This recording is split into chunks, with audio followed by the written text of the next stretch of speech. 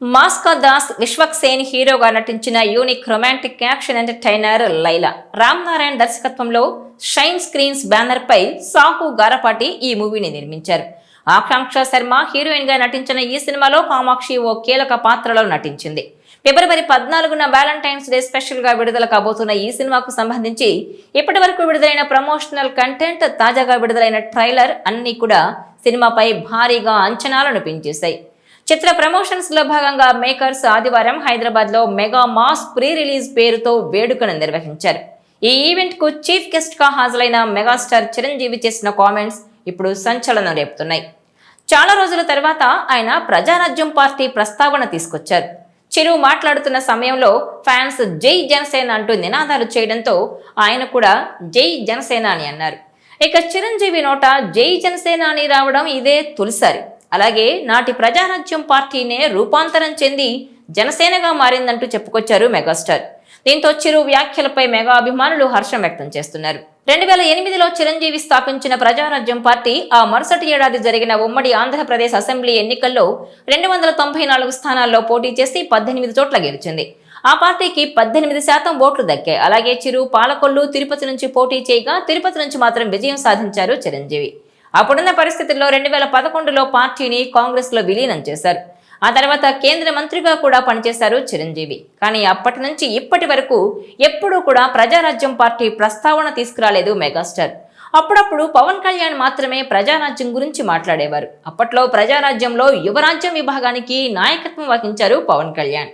అయితే ఎన్నాళ్లకు మళ్ళీ ఇప్పుడు మెగాస్టార్ ప్రజారాజ్యమే జనసేనగా రూపాంతరం చెందిందని చెప్పడంతో అభిమానులు హర్షం వ్యక్తం చేస్తున్నారు.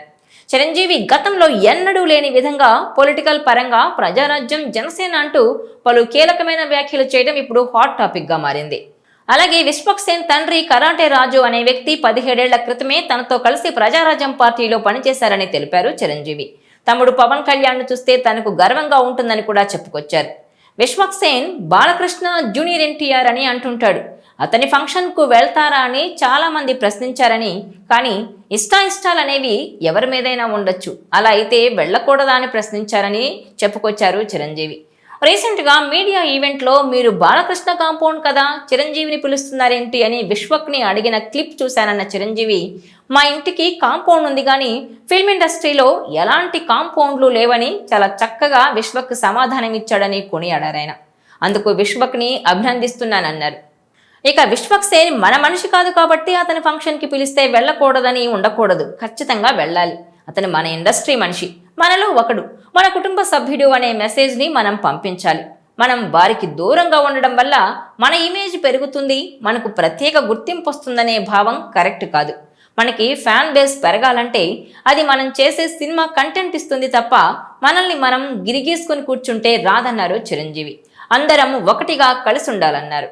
అలాగే పవన్ కళ్యాణ్ ఏవి కనపడగానే కేరింతలు వినపడ్డాయి, అందుకు నేను గర్విస్తాను. పుష్ప 2 పెద్ద హిట్ అయింది, బ్లాక్ బస్టర్, అందుకు చాలా సంతోషించాను. నిర్మాత సాహు అంతకుముందు తీసిన సినిమాలు హిట్ అవ్వడంతో వచ్చిన ఆ డబ్బుతో నాతో సినిమా తీస్తున్నాడు.